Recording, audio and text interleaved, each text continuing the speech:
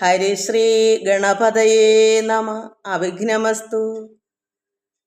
ഓം നമോ ഭഗവതേ വാസുദേവായ. ശ്രീകൃഷ്ണ പരമാത്മനേ നമ. എല്ലാ ഭക്തമക്കൾക്കും എൻ്റെ വിനീതമായ പ്രണാമം. ഇന്ന് എൻ്റെ മക്കൾക്ക് ഞാൻ പറഞ്ഞു തരാൻ പോകുന്നത്, രാവിലെ നമ്മൾ ദന്തശുദ്ധിയൊക്കെ ആദ്യമേ അതിനു മുമ്പേ എഴുന്നേൽക്കുമ്പോഴേ ഭൂമിദേവിയെ തൊട്ട് വണങ്ങുമല്ലോ. അതൊക്കെ ഞാൻ പലപ്പോഴും പറഞ്ഞിട്ടുണ്ടല്ലോ. അത് കഴിഞ്ഞിട്ട് നമ്മൾ ശുദ്ധി ചെയ്യുക, ദേഹശുദ്ധി വരുത്തുമല്ലോ. എന്നിട്ടല്ലേ ആദ്യത്തെ നമസ്കാരം മുറ്റത്തിറങ്ങി ചെയ്യുള്ളൂ. അപ്പോൾ അത് ചെയ്യുമ്പോൾ ആദ്യമേ ചൊല്ലുന്ന നാമങ്ങളാണ് ധ്യായയിൽ. അതൊക്കെ അത് ഞാൻ എങ്ങനെ എന്നും ചെല്ലുന്നത് അത് ഞാൻ ഇതിലിപ്പോൾ ഇടുന്നുണ്ട്. അത് അപ്പോൾ മനസ്സിലാവും. അത് ചൊല്ലാം.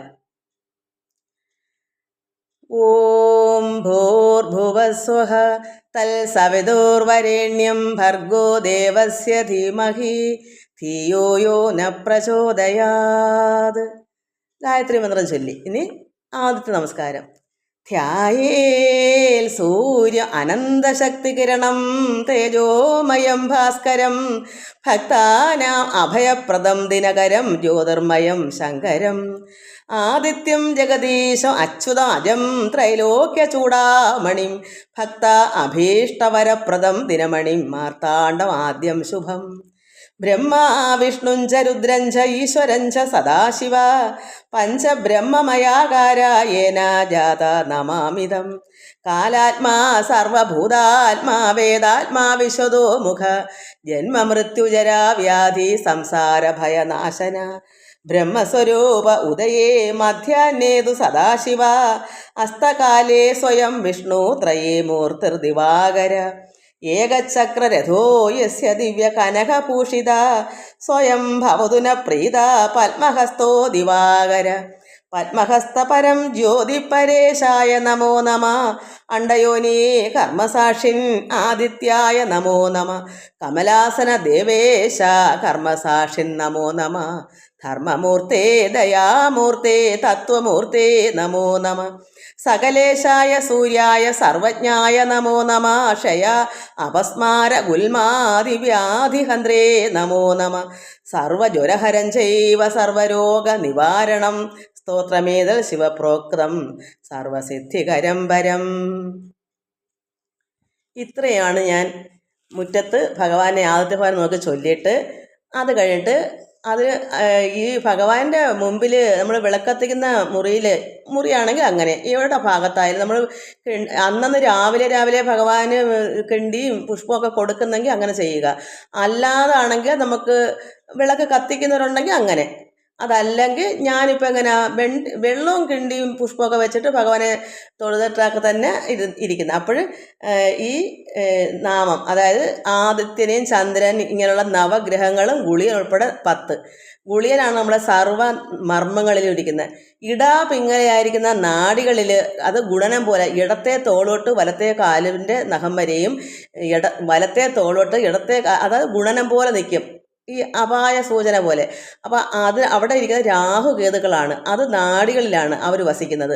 നമ്മുടെ ശരീരത്തിൻ്റെ ഓരോ ഭാഗങ്ങളിൽ ആദിത്യൻ, ചന്ദ്രൻ, ചൊവ്വ, ബുധൻ, ഗുരു, ശുക്രൻ, ശനി ഇങ്ങനെ 7 ഗ്രഹങ്ങളും രാഹുകേതുക്കളായ 2 9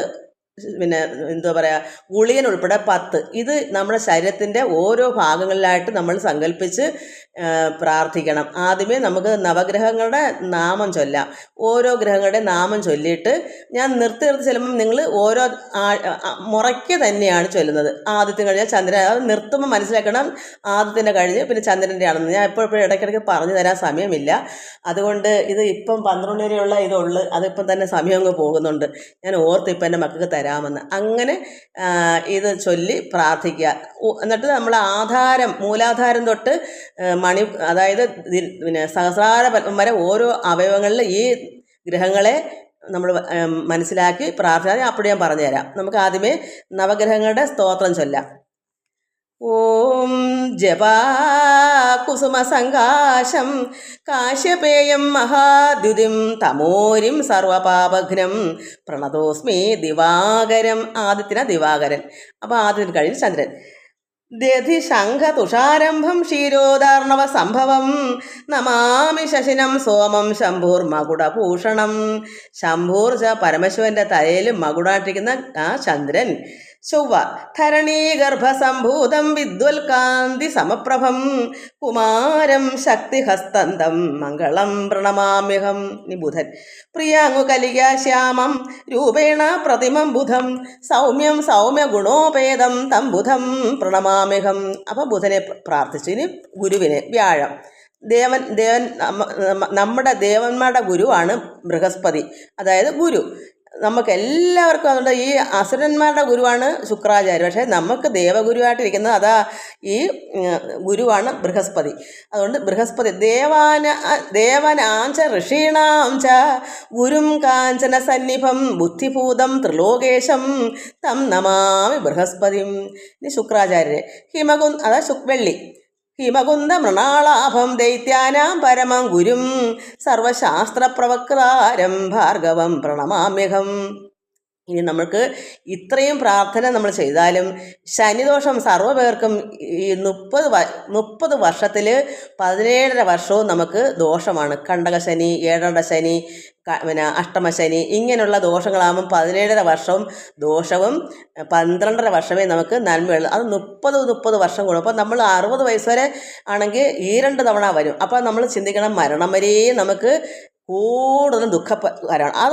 അത് മാറിക്കിട്ടാൻ നമുക്ക് ഈ ശനിയെ പ്രാർത്ഥിക്കണം. കാരണം എന്തിനാണ് ഇത് വെച്ചേക്കുന്നത്? ഈ ശനിദോഷം ഈശ്വരനെ അറിയാത്തവർക്ക് കൂടുതലായിട്ട് ശനി ഉപദ്രവിക്കും. അപ്പോൾ ഭഗവാനെ പ്രാർത്ഥിക്കാനും ശനിയോടും പറയണം, ശനിദേവ ഉപദ്രവിക്കരുതേ എന്ന് പ്രാർത്ഥിക്കുന്ന ശനിദേവനെയും പ്രാർത്ഥിക്കുമ്പോൾ ശനി നമ്മളെ ഉപദ്രവിക്കത്തില്ല. അപ്പോൾ എന്താ ഉപദ്രവം തട്ടുന്നത്? ഈശ്വരനെ ആരാധിക്കാത്തതുകൊണ്ട്, ഈശ്വരനെ അറിയാത്തതുകൊണ്ട്. ഈശ്വരനെ അറിയുന്നവർക്ക് ശനി ഉപദ്രവിക്കത്തില്ല. അപ്പോൾ നമ്മൾ ആ ശനിയെ കൂടെ നമ്മൾ പ്രാർത്ഥിക്കുക. ആ ശനിയുടെ പ്രാർത്ഥന ഇപ്പം വരുന്നത് ശനിയാഴ്ച എന്ന് പറയത്തില്ലേ, അത് നീലാഞ്ചന സമാഭാസം രവിപുത്രം യമാഗ്രജം ഛായാ മാർത്താണ്ഡ സംഭൂതം തന്നമാമി ശനൈശ്വരം. ആദിത്യ ഭഗവാന്റെ മകനാണ് ശനി, പുത്രൻ. ആ ശനിയെ ആത്മാർത്ഥമായി പ്രാർത്ഥിക്കണം. കാരണം ഇദ്ദേഹമാണ് നമുക്ക് അവസാനം വരെ മരണം വരെ നമ്മളെ ഉപദ്രവിച്ചുകൊണ്ടിരിക്കുന്നത്. കാര്യം എന്താ? ഈശ്വരനെ അറിയാത്തവർക്കാണ്. ഈശ്വരനെ അറിയുന്നവർക്ക് മരുന്ന് വേണ്ടല്ലോ, ഔഷധമാണ് ഈശ്വരാരാധന. അപ്പം നമുക്ക് ഏത് രോഗം മനസമാധാനത്തിനും എല്ലാം നമുക്ക് ഈശ്വരാരാധന അത്യാവശ്യം. അതല്ലെങ്കിൽ നമ്മളെ സമാധാനക്കേട് ഉണ്ടാക്കി വെക്കും, ദുരിതങ്ങൾ ഉണ്ടാക്കി വെക്കും. അതിനാ ശനിയാക്കിയേക്കുന്നത് ഈ ലോകത്ത്. ഇനി നമുക്ക് രാഹുകേതുകളെ അർദ്ധകായം മഹാവീര്യം ചന്ദ്രാദിത്യ വിമർദ്ദനം സിംഹികാ ഗർഭസംഭൂതം തൻ രാഹും പ്രണമാമ്യഹം. രാഹുവിൻ്റെ കഴിഞ്ഞ് ഇനി കേതു പലാശ പുഷ്പസങ്കാശം താരകാ ഗ്രഹമസ്തകം രൗദ്രാത്മകം ഘോരം തൻ കേതും പ്രണമാമ്യഹം. അപ്പോൾ കേതും കഴിഞ്ഞ്. ഇനി ഗുളിയം മന്ദപുത്രം മഹാരൗദ്രം സർവസംഹാരകാരകം നമാമി ഗുളികം ഘോരം ഘോരാംസ്തോരപമാകൃതി. ഇനി നമ്മൾ ശരീരം കൊണ്ട് ചെയ്യുന്ന തെറ്റുകുറ്റങ്ങളെല്ലാം ക്ഷമിക്കാൻ. ശരീരം കായം കൊണ്ട് പിഴച്ചതും പുനരഹോ വാക്ക് ചേതസ കർമ്മണ കയ്യാൽ കർണയുഗങ്ങളാൽ അനുദിനം നേത്രങ്ങളാൽ കാൽകളാലയോ ഞാൻ അറിയാതെയും പുനരഹോ ഒട്ടൊട്ടറിഞ്ഞും ശിവേ ചെയ്തുള്ളോരപരാധമൊക്കെ ഉടനെ സമ്യക്ഷമസ്വാംബികേ. എന്ത് തെറ്റാലും ക്ഷമിക്കണമേ. ഇത് വ്യാസമുഖോൽഗീതം എപ്പടേ സുസമാഹിതം ദിവം വായ ദിവാരാത്രോ വിഘ്നശാന്തിർഭവിഷ്യതി നരനാരി നിർവാണാഞ്ചാം ഭവേൽ ദുർസ്വപ്നനാശനം ഐശ്വര്യം അതിലും ദ്വേഷാം ആരോഗ്യം പുഷ്ടിവർദ്ധനം ഗ്രഹ നക്ഷത്രജ പീഡാൽ തസ്കരാഗ്നി സമുദ്ഭവാത സർവപ്രശമം യാന്തി വ്യാസോ ബ്രൂതേന സംശയ. അതായത് ഈ നക്ഷത്രങ്ങളുടെ എല്ലാം ദുഃഖങ്ങൾ നമുക്ക് പീഡകൾ ഇതെല്ലാം മാറി തസ്കരന്മാർ, കള്ളന്മാരുടെ ശല്യം ഉണ്ടാവരുത്, അഗ്നി ശല്യം, തീയാൽ, ഇങ്ങനെയുള്ള ദോഷങ്ങളെല്ലാം മാറിക്കിട്ടാനാണ് ഈ ഒരു പ്രാർത്ഥന. എന്നിട്ടിനി നമ്മളെ ഓരോ അവയവങ്ങളിലും ഈ ഗ്രഹങ്ങളെ ഇരുത്തുക. പ്രഥമം ഒന്നാമത്തെ ആദിത്യൻ മൂലാധാരത്തിൽ, അതായത് അറിയാമല്ലോ എവിടാണെന്ന്. നമ്മൾ ഇരിക്കുമ്പോൾ അറ്റം മൂലാധാരത്തിനകത്തല്ല ഉറച്ചിരിക്കുന്നത്, മലദ്വാരം. പ്രഥമേ സഹസ്ര കിരണൻ, അതായത് കിരണൻ ആദിത്യൻ അവിടെയാണ് നമ്മൾ ധ്യാനിക്കേണ്ടുന്നത്. തരാ അധിപൻ സ്വാശ്രയേ, അതായത് അതിൻ്റെ മുകളിലായിട്ട് എന്താ പറയുക, സ്വകാര്യ സ്ഥാനം എന്നൊക്കെ പറയുമല്ലോ, എനിക്ക് നല്ല പേര് പറയാൻ അറിയില്ല. അവിടെയാണ് താര അധിപൻ, താരം നക്ഷത്രങ്ങളുടെ അധിപന ചന്ദ്രൻ, അവിടെയാണ് നമ്മൾ പ്രാർത്ഥിക്കേണ്ടത്. താര അധിപൻ സ്വാശ്രയേ മാഹേയൻ മണിപൂരകേ, മാഹേയൻ ചൊവ്വ, അത് മണിപൂരകത്തിലാണ്, നാഭിസ്ഥാന പൊക്കിൾ സ്ഥാനത്ത്. ഹൃദയ ബുധൻ, നമ്മുടെ ഹൃദയത്തിൽ ബുധൻ. കണ്ഠേശ വാചസ്പതി, അതായത് ദേവഗുരുവായ ബൃഹസ്പതി നമ്മളെ കഴുത്തിൽ, കണ്ഠത്തിൽ, അവിടെ പ്രാർത്ഥിക്കണം. ഭ്രൂമധ്യേ ഭൃഗുനന്ദനൻ, അതായത് ശുക്രാചാര്യർ അസുരന്മാരുടെ ഗുരുവാണ് ശുക്രാചാര്യൻ. ആ വെള്ളി എന്ന് നമ്മൾ പറയുന്നത്, വെള്ളിയാഴ്ച പറയത്തില്ലേ, അത് ശുക്രനാണ്. ഈ ശുക്രനെ നമ്മൾ ഭ്രൂമധ്യത്തിലാണ് പ്രാർത്ഥിക്കുന്നത്, അവിടെയാണ് ഇരിക്കുന്നത്. ദിനമണിം പുത്രൻ ത്രികൂടസ്ഥലേ, നമ്മളെ ത്രികൂടസ്ഥലം, അത് സഹസ്രാര പത്മത്തിൽ അവിടെ ദിനമണി, അത് ആദിത്യൻ്റെ മകനാണ്. ദിനമണിയും പുത്രൻ അത് ശനി, ദിനമണിയുടെ പുത്രൻ, ആദിത്യ പുത്രനായ ശനി എവിടെ ഇരിക്കുന്നേ? ആ ത്രികൂട അവിടെ സഹസ്രാര പത്മത്തിൽ. നാഡീ മർമ്മസു, പിങ്ങലുകളായ നാഡികൾ, ഇടത്തെ തോളോട്ട് വലത്തെ കാലിൻ്റെ നഖം വരെയുള്ള ഭാഗത്തുള്ള നാഡികൾ, വലത്തെ തോളോട്ട് ഇടത്തെ കാലിൻ്റെ അപ്പോൾ നീണ്ട് ഗുണനം പോലെ വരും.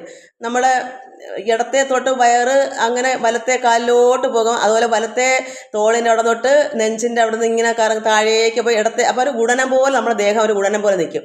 അതാണ് നാഡീ മർമ്മം. അപ്പോൾ ഈ നാഡിയിൽ ഈ രണ്ട് നാഡി, ഇടത്തുനിന്ന് വലത്തോട്ടും വലത്തുനിന്ന് ഇടത്തോട്ടുള്ള നാടുകൾ രാഹുവും കേതുവാണ് ഇരി. അപ്പോൾ അവരെ അങ്ങനെ ധ്യാനിക്കണം. നമ്മൾ ഇടത്ത് മനസ്സിൻ്റെ മനക്കണ്ണുകൊണ്ട് ഇടത്തെ തൊട്ട് വലത്തെ കാലോട്ട് ചിന്തിച്ചിട്ട് അവിടെ രാഹുവും കേതു വലത്തെ തോളിൻ്റെ അവിടം തൊട്ട് ഇടത്തെ കാലിൻ്റെ അടം വരെ ഗുണനം പോലെ അത് കേതുവാണെന്ന് സങ്കല്പിച്ച്, പിന്നെ സർവാംഗം രാഹു, പിന്നെ സമസ്ത എന്താ പറയുക, ഈ മർമ്മസുകളിലെല്ലാം ഗുളികൻ. അപ്പം രാഹുകേതു ഗുളികൻ, എന്താ എല്ലാ എവിടം വരെ നമുക്ക് മർമ്മങ്ങളുണ്ടോ അടിമുടി, അതിലെല്ലാം മർമ്മത്തിലെല്ലാം ഇരിക്കുന്ന ഈ ഗുളികനുമാണെന്ന് നമസ്കരിക്കുക. അതാണ് നാഡീ മർമ്മസു രാഹുകേതു ഗുളികം നിത്യം നമമി ആയുഷേ. ഇത് അന്ന് എന്നും ഇത് ചൊല്ലണം. ഇത് എനിക്കിപ്പോൾ തോന്നി എൻ്റെ മക്കൾക്ക് ഞാൻ എന്താ ചെയ്യുന്നത്, അങ്ങനെയൊന്നും ചെയ്യണമെന്ന് നിർബന്ധമൊന്നുമില്ല. ഭക്തമക്കൾ, ഇന്ന് എനിക്ക് ഒരു മകളുടെ ഇതുണ്ട്, അമ്മ എനിക്ക് എപ്പോഴും ഒരാളെ ഉള്ളല്ലേ, അത് അവരുടെ എനിക്കിപ്പോൾ ഞാൻ എൻ്റെ കർമ്മം ചെയ്യുന്നു, കേൾക്കേണ്ടത് നിങ്ങളുടെ കർമ്മമാണ്, അതുകൊണ്ട് ആർക്ക് വേണമെങ്കിലും ഇത് എടുക്കാം എന്ന് ഞാൻ അങ്ങനെ പറയുന്നതുകൊണ്ട് ഒരു മകൾ എനിക്ക് പറഞ്ഞ്, ജഗദമ്മയുടെ ഇത് നല്ലൊരു കമൻസാണ്. അതുകൊണ്ട് എനിക്ക് തോന്നി ഇങ്ങനെയുള്ള മക്കളുണ്ടല്ലോ അവർക്ക് ഇതൊക്കെ കൊടുക്കണമെന്ന്. അവർക്കും ഇതെല്ലാം മനസ്സിലാകട്ടെ, ഒരു യഥാർത്ഥ ശിഷ്യർക്ക് കൊടുക്കണമല്ലോ. എന്നുവെച്ചാൽ ഞാൻ ഒരു യഥാർത്ഥ ഗുരുവൊന്നും അല്ല, എനിക്കറിയാവുന്നത് കൊടുക്കണം, അല്ലെങ്കിൽ അതെല്ലാം തെറ്റല്ലേ, അതുകൊണ്ട് ചിന്തിച്ചതാ. അപ്പോൾ എനിക്ക് എൻ്റെ മനസ്സിൽ പറഞ്ഞു അങ്ങനെ ചെയ്യുമെന്ന്. അതുകൊണ്ട് ഞാനിത് ആവശ്യമുള്ളവർക്കെല്ലാം ഇത് പ്രാർത്ഥിക്കാം. ആവശ്യമുണ്ടെങ്കിൽ ഇത് ഇങ്ങനെ കേട്ട് പഠിക്കാൻ പറ്റില്ല എന്നുണ്ടെങ്കിൽ മറ്റത് ഞാൻ ധ്യായയിൽ നിന്നുള്ള ആദ്യ സ്വതങ്ങൾ ഇട്ടായിരുന്നു. ഇത് വേണമെങ്കിൽ ഞാൻ എഴുതി ഇതുപോലെ ഇടുകയും ചെയ്യാം. ആവശ്യക്കാർക്കുണ്ടെങ്കിൽ പറഞ്ഞാൽ മതി. അതല്ലാതെ കേട്ട് മനസ്സിലാക്കാൻ ഒക്കുമെങ്കിൽ അങ്ങനെ ചെയ്യുക. എല്ലാവർക്കും നമസ്കാരം. ഹരി ഓം, ഹരി ഓം, ഹരി ഓം.